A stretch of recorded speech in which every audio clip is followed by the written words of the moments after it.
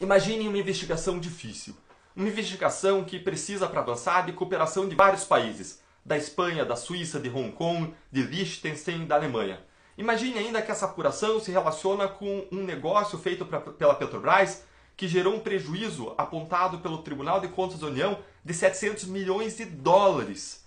Imagine ainda que esse negócio foi a compra de uma refinaria. Uma compra de uma refinaria que, um ano antes das negociações de compra dessa refinaria pela Petrobras, tinha sido comprada pelo então vendedor, tinha sido comprada na aquisição anterior, apenas um ano antes, por 42 milhões de dólares. E então, a partir das negociações que começam um ano depois, a Petrobras vem a pagar 1,25 bilhão de dólares, quase 30 vezes mais do que se pagou na aquisição anterior.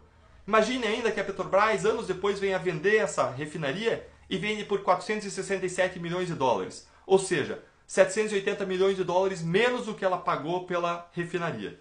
Ou seja, a gente está tratando de um grande escândalo. Imagine agora que essa grande investigação, complexa, que demora anos, venha a comprovar o pagamento de propinas na negociação dessa refinaria. E agora, uma vez você levando esse caso para a responsabilização da Justiça Criminal, esse caso vai durando anos, vai tramitando ao longo de anos. Imagine que agora, então, o Supremo Tribunal Federal emite uma nova decisão que muda as regras do jogo. E essa nova decisão ele aplica para o passado, anulando todo esse caso criminal. Pois bem, isso é o que aconteceu no ano de 2019. No final do ano, aplicando um entendimento do Supremo Tribunal Federal, que o Supremo aplicou para o passado, a Justiça Federal determinou a remessa do caso Passadina para a Justiça Eleitoral e isso gera a anulação de todo o caso Passadina. O Supremo Tribunal Federal decidiu, em março de 2019, por uma apertada maioria de 6 votos contra 5, que quando existe o crime de corrupção e ele gera recursos e o dinheiro não só vai para o bolso do envolvido, mas vai também para a campanha eleitoral, o Supremo Tribunal Federal decidiu que todo o caso deve ser julgado, deve ser apreciado pela Justiça Eleitoral e não pela Justiça Federal. Isso é um grande problema, especialmente quando você aplica essa regra para trás. Por quê? Porque isso gera o risco de anulação de uma série de casos da Lava Jato. Porque a lógica da corrupção política é sempre a mesma. O dinheiro vai para o bolso do envolvido, enriquece ele, e o dinheiro vai também para a campanha dele, porque ele quer continuar tendo poder, quer continuar se reelegendo e quer desviar mais dinheiro.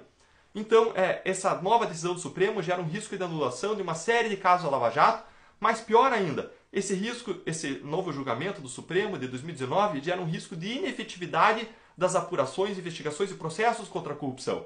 Isso porque a vocação da Justiça Eleitoral não é investigar e processar crimes, a vocação dela é fazer a apuração das urnas, a apuração eleitoral, é a fiscalização do processo eleitoral. E ela faz isso com excelência, de modo reconhecido no Brasil e no exterior.